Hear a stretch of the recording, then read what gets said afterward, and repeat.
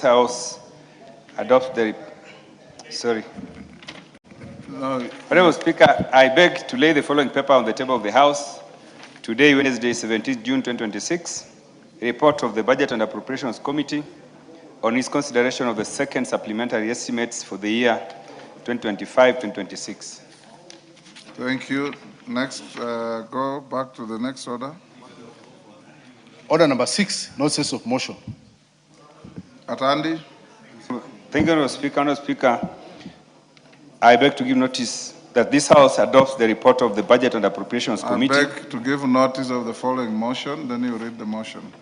Thank you, Honorable Speaker. Honorable Speaker, I beg to give notice of the following motion, that this House adopts the report of the Budget and Appropriations Committee on its consideration of the second supplementary estimates for the financial year 2025-2026, laid on the table of the House on Wednesday, 17th June 2026. Thank you. Thank you.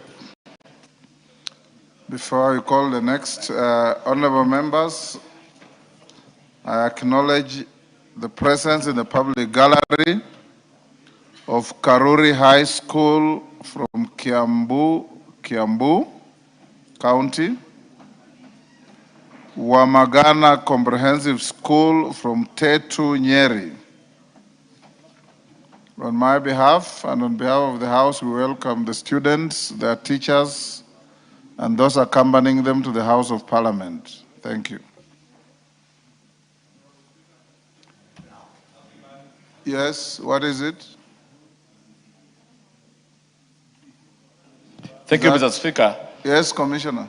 Mr. Speaker, I stand before you seeking your guidance.